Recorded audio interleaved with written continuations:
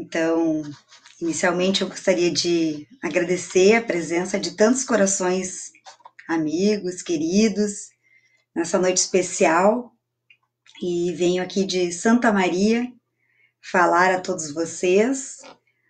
Falo do Centro de Educação Espírita Boa Nova e ofereço meu abraço mais que carinhoso à Sociedade Espírita Fé, Amor, Caridade de Tramandaí, mas eu sei que também não atende só Tramandaí, mas todos os arredores aí nesse litoral norte maravilhoso que eu tenho muito carinho, tenho um vínculo afetivo muito grande com toda essa região. Então, aqueles que estão chegando ainda, aí as meninas aí, Marcela, Rosângela, Elisângela, sejam bem-vindas também, e que a gente possa então ter uma noite profícua de estudos, de reflexão, porque é um momento que nos chama a fazer uma reflexão bastante aprofundada sobre todas essas questões que hoje estamos vivenciando. E une-se ao nosso coração agora uma irmã querida que vem lá do Uruguai, coisa boa, Mirta, seja bem-vinda. Então, são corações unidos que transcendem, né, a fronteira, nosso continente. Que coisa boa a gente poder estar aqui irmanado, né? E certamente nós faremos essa noite uma noite especial para cada um de nós. Então, como eu já falei a todos vocês, né, eu venho então do Centro de Educação Espírita Boa Nova, aqui de Santa Maria, e o que eu vou conversar, dialogar um pouco essa noite com vocês, está muito ligado ao que a gente vem estudando aqui, nos nossos estudos virtuais, né, dada a realidade, também precisamos fazer esse esforço, né, de nos ambientar essas novas ferramentas, e é o que a gente tem feito de forma intensiva, com o apoio de muitos amigos, né, muitos trabalhadores, e que felizmente nós estamos conseguindo manter, então, esses espaços de diálogo, de consolo, de entendimento, né, de esclarecimento, nesse tempo que é um tempo diferente. É um tempo que nenhum de nós, nesta encarnação, pelo menos, vivenciou. E me parece, né, que esse cenário todo, onde somos abatidos por essa grande pandemia, vem no sentido de nos dar uma bela chacoalhada, né, de chamar a nossa atenção de uma forma bastante potente, eu diria assim. Porque essa pandemia está fazendo com que nós reflitamos todos os nossos hábitos, nos desperta também os nossos medos, coloca em xeque a nossa fé verdadeira, faz com que nós realmente possamos separar aquilo que tem valor nas nossas vidas. Para que possamos, né, nesse momento também, entender e às vezes perceber os resquícios que ainda temos de egoísmo, de rejeição ao diferente, de desconfiança, porque na medida em que nós somos impelidos a uma doença que assola o mundo inteiro, nós não mais temos o direito de imaginar que somos melhores ou piores que alguma outra civilização. E não só essa percepção nós precisamos ter, mas na verdade o mundo inteiro precisa ter essa percepção de que não existe nesse momento povos melhores ou povos piores. O que existem são povos que estão mais preparados, em partes materialmente, mas sobretudo moralmente, para encarar e enfrentar essa avalanche que vem para de fato mudar a nossa trajetória evolutiva. E eu gostaria de começar dizendo, nos termos de Allan Kardec, né, que são chegados os tempos. A gente pode encarar esse momento como um tempo realmente de mudança, de transformações, não só de transformações na organização geopolítica, geoeconômica, que também vai rebater, mas especialmente na organização societária, nas relações que nós postulamos e necessariamente isso vai constranger a humanidade a uma revisão dos seus padrões morais, sobretudo com relação às formas que vem compartilhando seus progressos, os seus avanços com toda a humanidade. Então, para nós espíritas, especialmente, que estamos aqui encarnados e temos a certeza de que esta é uma de tantas outras vidas que já tivemos a oportunidade de vivenciar, é sem dúvida um momento mister para que nós possamos fazer todo o processo de evolução e, quiçá, dar um passinho a mais para a regeneração. Então, nós olhamos para esse tempo agora e é tão interessante porque parece que o mundo está virado de ponta cabeça. Toda aquela organização, os países mais bem consolidados, com a economia mais bem ativa, mais organizada, nada disso mais faz sentido. Parece que o mundo realmente virou de ponta cabeça. E aí é tão interessante porque é exatamente nesse momento que nós podemos melhor observar a providência divina, porque ela vai ficar explícita a todos nós. Seja nos convocando para, de fato, garantir e exercer o cumprimento das leis morais, das leis divinas, e ao mesmo tempo ela está nos constrangendo a revisar esses nossos padrões, de como nós estamos exercendo estas formas, esses diálogos humanitários. Então vejam que se nós estamos com o mundo de ponta cabeça, nós também temos a oportunidade mister de identificar a providência divina. E quando eu falo que a providência divina age para nos constranger também a assumir e efetivamente nos pautarmos pelas leis divinas, é porque talvez está na hora de a gente revisar os nossos padrões, as nossas vidas. E vejam que essa pandemia, a gente poderia utilizar aquela metáfora dos cães no pastoreio. Qual é a função dos cães, né, no pastoreio? É justamente agregar as ovelhas, né, aquelas que vão se desgarrando, aquelas que vão fugindo um pouquinho do rebanho. E como que esses cães agem? Eles não agem agredindo as ovelhas, mas eles agem na medida em que eles impõem medo àquelas ovelhas. E é interessante porque elas podem ser relacionadas, ou os cães podem ser relacionados a processos dolorosos.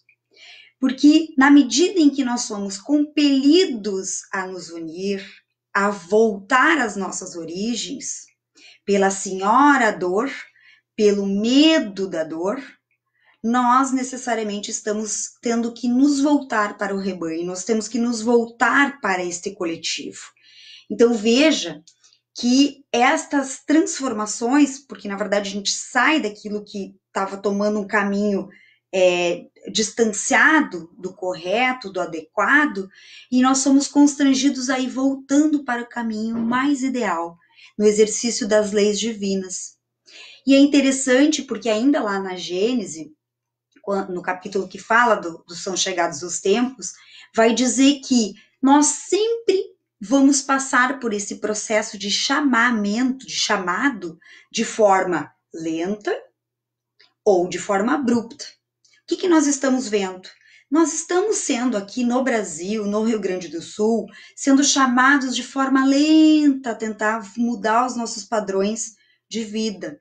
Desde que a gente ficou sabendo lá dos primeiros casos na China da pandemia, né, do Covid-19. Nós estamos sendo compelidos. E vejam o quão difícil é, se não sob decretos, sob muitas formas, né, até de coibir, por exemplo, as pessoas saírem de casa de formas bastante abruptas em alguns lugares, para que as pessoas entendam que não são números, não são índices. Talvez para nós hoje ainda são números, pessoas que estão adoecidas, pessoas que estão desencarnando pelo Covid. Mas, na verdade, logo mais, e aí vem as formas mais abruptas da transformação, elas deixarão de ser números, estatísticas e passarão a ser rostos conhecidos. E isso certamente vai nos dar o real sentido para que nós estamos vivendo. Então vejam que a transformação que nós estamos sendo impelidas, no primeiro momento, por meio da Covid-19, veio lentamente para nós aqui no Brasil. Mas agora ele já está começando a ganhar um caráter de maior rigor, mais ágil, mais intenso. E aí, para isso, eu trago uma reflexão que está lá no livro Paulo Estevam, de autoria espiritual de Emmanuel, né, uma psicografia de Chico Xavier. Aliás, como o Éder já sugeriu na live de sábado, né, recomendo a leitura agora nesses tempos de isolamento, de um ritmo um pouco mais lento. E ali consta algo muito interessante, né, porque é exatamente todo o processo, toda a história de transformação, luta, perdão e superação de Saulo, que vira Paulo, e de Gesiel, que depois assume a identidade de Estevão. E nesse livro, ele é tão interessante para a gente entender o momento atual, porque lá constavam, né, todos os conflitos que ainda existem hoje.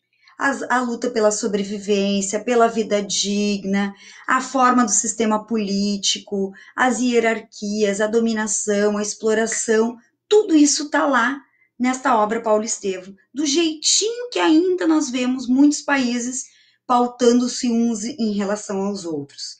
E aí vejam que o personagem principal de Paulo, então Saulo, se vê em um determinado momento com a morte da sua amada Abigail, e ele fica extremamente revoltado, porque afinal de contas, Saulo, ele pautou a sua vida de uma forma muito correta, ele sempre cuidou para que sua vida se organizasse, que ele tivesse paz, que ele tivesse organização, e de repente ele se vê num processo, né, de que ele perde a pessoa amada com a qual ele imaginava que ele coroaria todo o seu processo de organização da vida.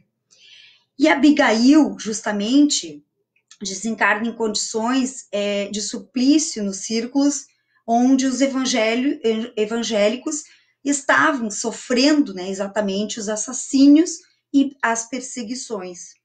Então, Paulo, muito revoltado, quer ir atrás daquele que era, digamos assim, o tutor, o professor de Abigail. E ele move muitos esforços para ir atrás de Ananias, que era então esse, que era o professor, o preceptor, enfim, da Abigail. Ele arruma uma pequena caravana com 2 auxiliares e sai de Jerusalém rumo a Damasco para justamente encontrar Ananias e buscar uma explicação e, se necessário fosse, dar-lhe o castigo necessário, porque ele não acreditava, né, em Jesus naquela época. E aí foi tão interessante, né, porque naquele processo, e muitos de vocês que provavelmente já leram essa obra, já tiveram oportunidade de ter contato, nas portas de Damasco, Saulo é submetido a uma situação inusitada. Ele sente-se tonto, perde os sentidos, cai do animal que ele estava montado, se vê ao chão completamente exaurido. Ele não entende nada daquilo, né? Ele estava atordoado, aturdido com todas aquelas cogitações que ele vinha fazendo, e ele simplesmente se vê ao chão. Não fosse isso, ele perde o ar, ele perde a visão. E ao passo que ele deixa de enxergar o mundo físico, ele, como diz no livro, tem a visão estendida, tem uma visão poderosa que passa a garantir que ele enxergue muito além do que ele até então vinha enxergando. E aí diz que a visão dilata-se ao infinito, segundo a obra Paulo Estevam. E aí ele enxerga uma luz que lhe banha os olhos deslumbrados, e no caminho que a atmosfera rasgada lhe desvenda, vê surgir a figura de um homem de majestática beleza. dando-lhe a impressão de que descia do céu ao seu encontro. Ele enxergava a túnica luminosa, os cabelos que tocavam ao ombro, a Nazarena e os olhos magnéticos. Então, Tarso, naquele momento ali, se pergunta o que estava acontecendo, ele não conseguia entender. E ele ouve então a voz do próprio Cristo, perguntando a ele: Saulo, Saulo, por que me persegues? E na verdade, naquele momento, Saulo de Tarso simplesmente entrega-se a Jesus. Eles têm um breve diálogo, mas ele ao final diz: Jesus, o que queres que eu faça? E aí a gente precisa se perguntar, né? Será que nós estamos conseguindo entender que esse momento de pandemia é um chamado também para nós, de Jesus, de Deus, para que nós possamos começar a olhar o que Deus espera de nós e não o que nós esperamos de Deus? Esse chamado é interessante, porque Jesus diz: por que me persegues? E nós há 2000 anos temos conhecimento do Cristo e ainda nós duvidamos, ainda nós não conseguimos totalmente nos entregar aquilo que é o propósito da vinda dele à Terra. E nesse momento, talvez, a gente precisa enxergar que é sim um processo mais brusco que nos chama à transformação e que vai operar, talvez, mudanças que vão ser acompanhadas e vivenciadas por nós, encarnados, que ainda temos bons anos pela frente, esperamos, né? E também para aquelas próximas futuras gerações que terão a oportunidade de talvez encontrar um mundo melhor, um mundo com melhores condições de desenvolvimento moral. Então percebam que a mudança de Saulo de Tarso ao encontrar Jesus nas portas de Damasco foi algo intenso, brusco. E nós podemos, a qualquer tempo, fazer esta mudança. Ter esse, momento, digamos assim, de atitude e de transformação. Mas tem algo interessante e que Kardec também chama atenção lá na obra Gênese, nesse item que ele fala, de que são chegados os tempos do mundo de regeneração, e ele vai chamar atenção do seguinte, de que nós não erradicamos completamente o nosso passado, nós somos um segmento, nós vamos agregar o conhecimento, e por isso nós precisamos fazer esse movimento de forma cotidiana, para ir nos transformando sob as bases do que nós já fomos.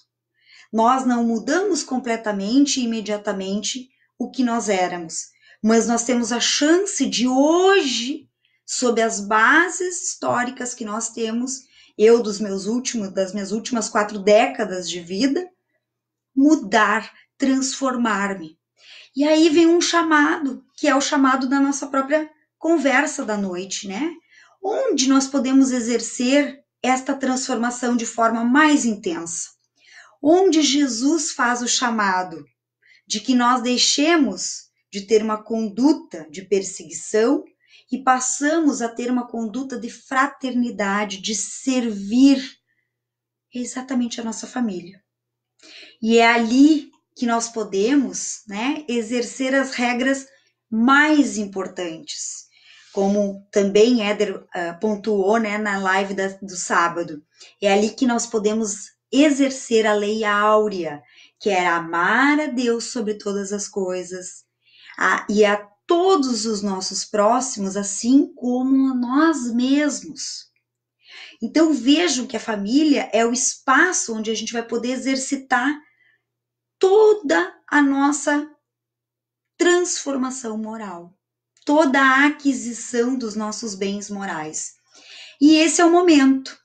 Então, desde que as autoridades mundiais nos orientaram e chamaram atenção para que a gente ficasse em casa, aqueles que podem, excetuando aqueles que obrigatoriamente pela sua função de trabalho, precisam estar nos postos de trabalho, nós temos que poder imaginar que não se trata de nós nos cuidarmos somente a nós, eu como indivíduo, mas o chamado é para que eu cuide de mim e de todos aqueles que estão no meu entorno.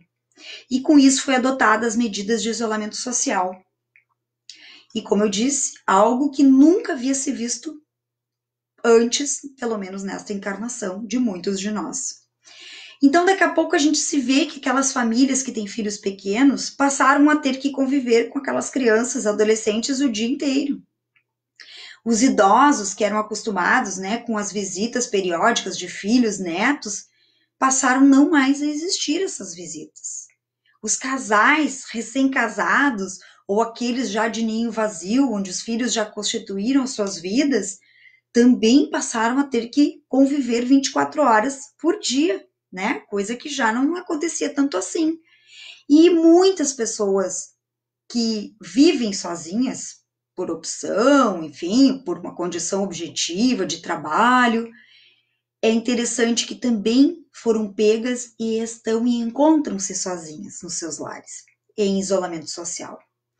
E aí vem o nosso chamado. Qual é o nosso papel? Qual é o meu papel enquanto filha, enquanto mãe? Qual é o meu papel enquanto neta, enquanto tia? É tentar fazer esse movimento de vincular a família, de cuidar da família, mesmo à distância. E aí tem uma passagem muito bonita que Emmanuel fala no livro Pão Nosso, que ele diz o seguinte: como seremos benfeitores de 100 ou 1000 pessoas se ainda não aprendemos a servir 5 ou 10 criaturas? E de quem Emmanuel se refere? Das 5 ou 10 criaturas que fazem parte da nossa família. Então vejam que o chamado talvez hoje seja nós olharmos para esta situação que estamos vivenciando de uma forma bastante enérgica, como uma oportunidade de aprendizado em todos os sentidos. Nós estamos exatamente num lar que nem sempre constitui-se de espíritos amigos. Pelo contrário, muitos deles vêm dentro de uma carga, de uma trajetória histórica que está ajustada para o nosso melhoramento espiritual, o nosso e o deles.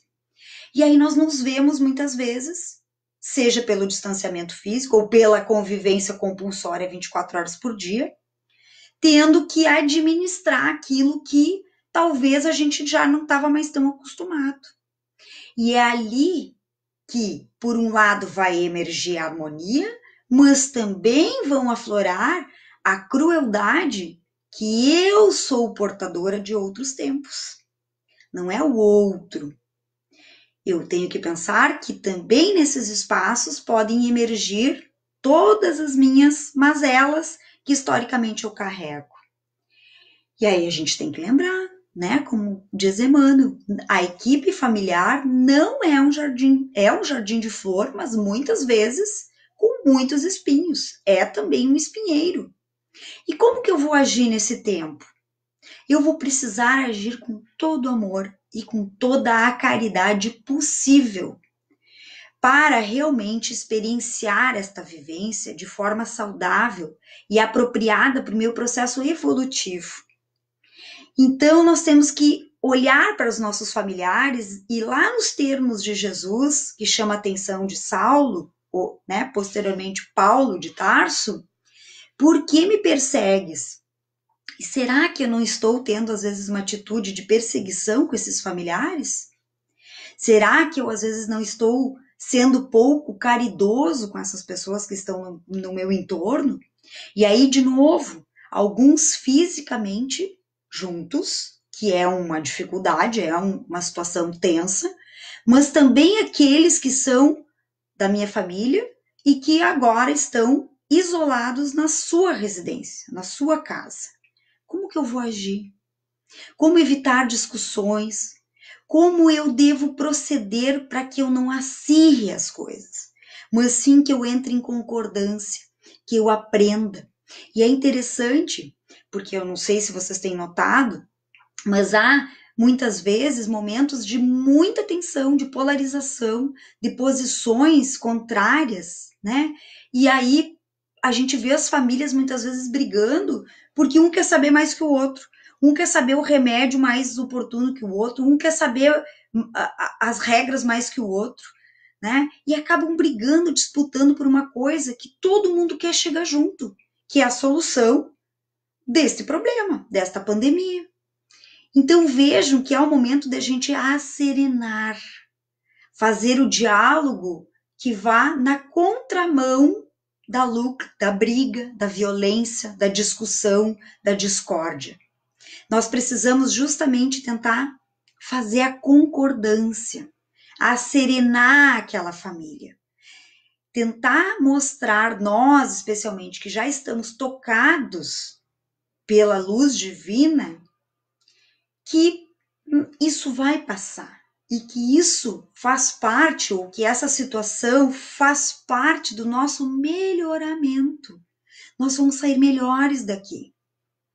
E aí a gente precisa, né, na convocação lá do capítulo 1 de João, na passagem que chama atenção, de que a gente precisa analisar o que nós estamos fazendo, né? Porque Cristo faz uma pergunta cotidianamente a nós. O que buscais? O que nós estamos buscando? O que eu estou buscando desta oportunidade encarnatória? O que eu estou buscando junto aos meus familiares nesses tempos difíceis? Eu quero preservar a minha vida, porque cada um de nós sabe o custo que é uma encarnação, quão difícil é a gente estar aqui encarnados, com essa oportunidade maravilhosa de nós superarmos tantos problemas e tantas mazelas que carregamos há séculos. Mas eu também sou responsável pela preservação de vida de todos os meus familiares, da minha filha, dos meus pais, do meu companheiro, todos precisam ser preservados. Então eu preciso saber, né? E o convite é que a gente analise o que a gente está fazendo. Observa o que eu estou falando. Observa o que dizes, diz a mensagem. Medita em torno das tuas aspirações mais ocultas. Que respostas forneces à indagação do Senhor? Quem segue o Cristo, vive-lhe o apostolado. Serve, coopera e caminha avante, sem temor ou vacilação, lembrando-te de que o verbo da verdade incide sobre nós cada dia, perguntando incessantemente: o que buscais? E o que estamos buscando? Né? Quando eu vejo essa passagem, né? Serve, coopera e caminha avante. Nós estamos num tempo de crise. E aí eu lembro daquela experiência tão linda, né, do Chico Xavier. É tão fantástica, né? Que ele ia na feira e ele pegava um tomate bom e um tomate estragado. Ou, né, não estragado, mas já em condição um pouco pior. Um tomate bom e um mais ou menos. Até que alguém perguntou: mas Chico, tu fica levando os tomates estragados, né? E ele disse: mas eu quero dar oportunidade para o próximo que vir também pegar um tomate bom. Então, né, a Maria Elizabeth chama atenção aqui, né? Não vacilar. A gente não deve vacilar. A gente precisa cooperar e caminhar avante. Às vezes é difícil, não é tão simples assim. E aí a gente precisa sempre lembrar, a humanidade já trabalhou muito para que a gente chegasse até aqui e tivesse o conforto material que temos. Agora é a hora de nós avançarmos e desenvolvermos a outra asa, que é a asa do sentimento. A asa do conhecimento já foi bastante desenvolvida e ela é importante para o nosso progresso, é a lei do progresso. Mas agora nós precisamos também desenvolver a asa do sentimento, da moral. E para isso eu trouxe uma mensagem final que eu gostaria que a gente refletisse muito assim nos nossos familiares. Está lá na Revista Espírita, no ano 5, lá de março de 1862. Olha que coisa atual, né? E lá naquela época nem se imaginava que a gente passaria em 2020 por esta pandemia. Santo Agostinho dita uma mensagem lindíssima que está relacionada à vinha do Senhor. Eu vou ir lendo para vocês e fazendo os comentários. Eu não vou ler ela na íntegra, depois vocês podem ler ela em casa com calma, ela é muito bonita, ela é bem longa, mas eu vou ler alguns trechinhos para a gente refletir. E começa assim: todos, enfim, virão trabalhar na vinha. Já os vejo, chegam numerosos, ei-los que acorrem. Vamos à obra, filhos, quer Deus que todos vós trabalheis. Olha o convite, né? Então, nós já estamos aqui assistindo uma palestra, fazendo estudo, fazendo evangelho no lar. Mas o que eu estou convidando para que a gente faça agora, nessa experiência com os nossos familiares, é que quanto mais agressivo aquele parente se posta, mais manso eu fico. Quanto mais alto, né, esse parente grita, esse familiar, esse que está dentro da nossa casa, mais baixo eu falo. Quanto mais agressivas postagens lá do Facebook, do Instagram, mais eu disponho a minha solicitude e não desprezo. Disponho a minha solicitude. É hora do testemunho. E como também bem lembrado, né, Éder trouxe na sua palestra, o testemunho não é só a doença, pode até ser, mas é também a vivência, a passagem desse tempo que nós temos agora, sobretudo em isolamento social. Então, a prova não é só estar doente, estar com, né, o coronavírus, estar com a doença, com o Covid-19, mas é também passar por esse processo. Santo Agostinho continua, ele diz: semeai, um dia colhereis com abundância. Então, o que nós precisamos fazer e entender é que nós estamos num tempo também de semeadura. E as sementes, às vezes, estão retidas em nossas mãos, né? E agora a gente precisa soltar. Quem a gente vai soltar mais próximo? Os nossos familiares, né? E a semente é essa semente de amor, é essa mensagem do Cristo, é esse entendimento que a gente já tem, é o consolo, é o acolhimento. As pessoas sentem medo, elas sentem tristezas, elas sentem inseguranças. Eu tenho uma filha adolescente que vai fazer vestibular, Enem, e ela tá apavorada. Mãe, o que vai ser de nós esse ano? E a gente precisa acolher isso com carinho e mostrar que a vida é muito mais do que um ano, do que um mês, do que um dia. É um todo, né? Então, qual é a recomendação que Santo Agostinho faz nessa mensagem? Vede no oriente esse belo sol, como se ergue radioso e deslumbrante. Vem vos aquecer e fazer crescer os frutos da videira. Amarrai as cepas para que não caiam e se mantenham erguidas, e suas ramas subirão aos céus. Eu achei linda essa parte, particularmente foi a parte assim que mais tocou meu coração. Vede no oriente esse belo sol. Qual é o sol do mundo? É Jesus. O sol do mundo é Jesus. Por que no Oriente? Porque talvez esteja no momento de a gente começar também a olhar um pouco como os orientais lidam com as suas vidas. Eles tiram o tempo para refletir sobre a própria vida, para refletir sobre a sua própria espiritualidade.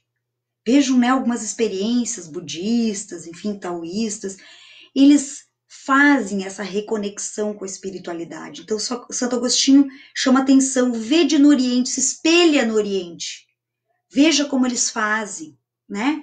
E hoje é algo que nós precisamos. É nesse instante fazer a reconexão com a espiritualidade. Por isso, prece, evangelho no lar, água fluidificada, pensamento em Cristo, e ofertar as nossas preces a todos aqueles que estão dando rumo para a nossa vida, né? O presidente, os ministros, o presidente lá da Organização Mundial de Saúde, eles também precisam da nossa prece, precisam da nossa vibração, não são só os nossos familiares, todos precisam, né? Porque eles vão definir junto conosco o nosso futuro. Meditar é harmonizar-se, perceber-se, sentir aquela reconexão, né? E aí a meditação não tem a ver com procedimentos mais ritualísticos, não se trata disso, mas é o momento de entrar para si, refletir o que nós estamos sentindo de fato, né? Tomar contato com esses inclusive medos que nós estamos tendo, né? Então, fazer esse movimento de conexão com a espiritualidade superior por meio da prece, e assim a gente se conecta com Jesus e com Deus. Silenciar o nosso interior, fazer esse ensimismamento, olhar para dentro de nós mesmos, acalmar o nosso espírito, é o momento de acalmar. Como diz o Éder aqui, vivenciar nossas aflições como valores espirituais, eis o verdadeiro testemunho. Olha que lindo, porque é uma aflição, a gente está vivendo um momento difícil. Então nós temos que serenar, né? Fazer esse movimento de entender que é uma forma de testemunho e é um valor espiritual maravilhoso que nós estamos desenvolvendo. É também um momento, seguindo ali a reflexão, né? Que a gente precisa amarrar as cepas. O que é amarrar as cepas? É a gente ficar unido, unir os nossos corações. Por meio do quê? De um estudo, de uma reflexão, de uma leitura, para que a gente possa absorver novos hábitos, novas ideias, porque a gente fica atrelado a coisas antigas. A gente é muito ritualístico, a gente não se abre a novos pensamentos, a novas lógicas, o próprio uso da máscara, né? A gente tem ainda resistência, mas ela é necessária, as autoridades estão dizendo que nós precisamos usar. E eu só não estou usando agora porque eu estou aqui em minha casa completamente, né, isolada, digamos assim.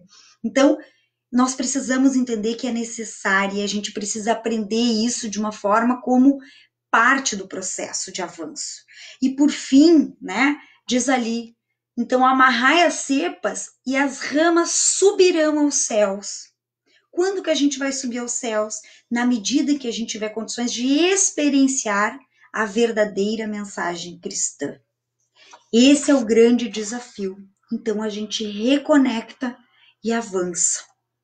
E aí, Santo Agostinho termina esta mensagem, quer dizer, eu, né, no meu recorte, termino dizendo que aí todas as nações serão reunidas numa só e mesma família e cantarão louvores ao mesmo Deus.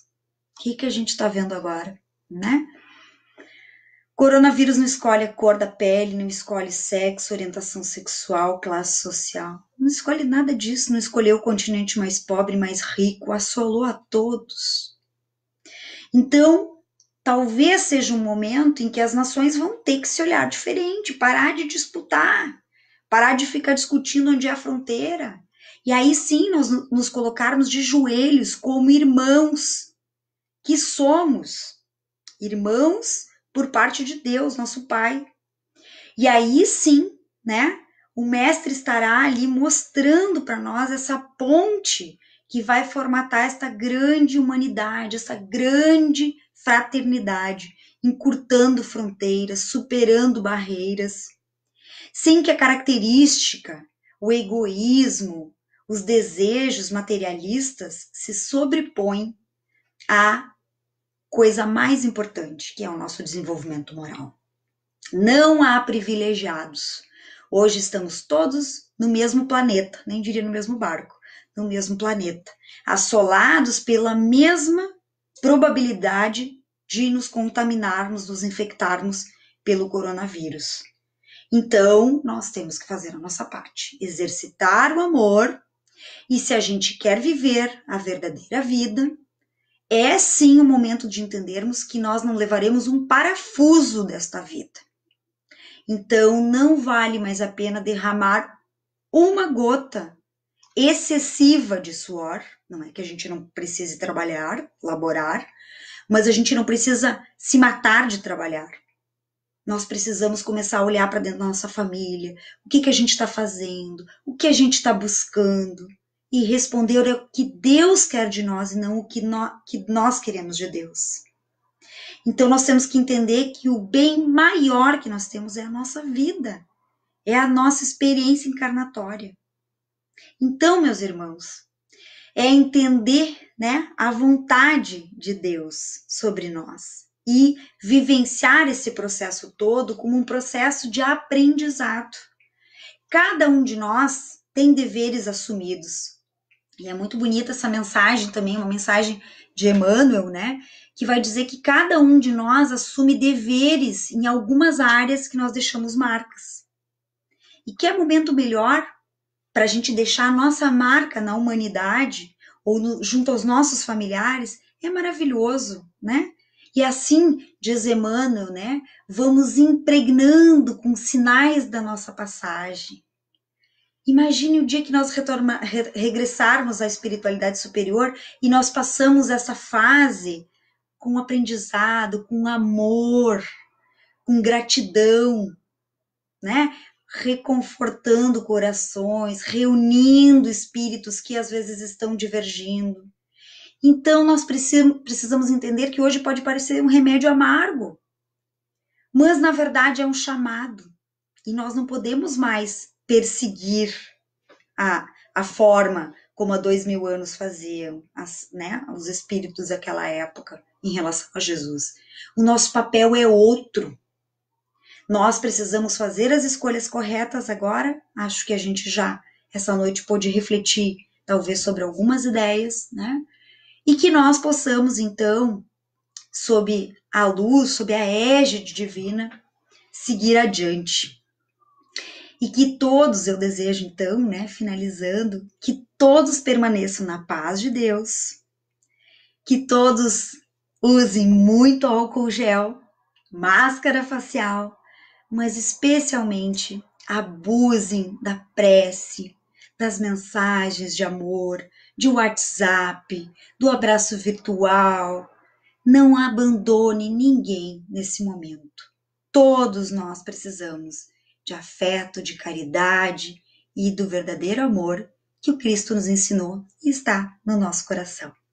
Um beijo a todos, obrigada pela oportunidade, obrigada pelo carinho de tantos irmãos aqui, de Santa Maria, de Tramandaí, de outros lugares, né?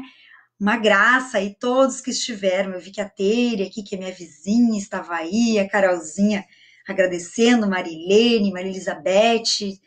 Eu fico muito feliz. Que bom a gente poder ter essa interação. Espero ter outra oportunidade. Obrigada, Arley, que foi o mago para eu chegar até aqui, né, nessas páginas virtuais. E fiquem todos com Deus. Muito obrigada. Uma boa noite.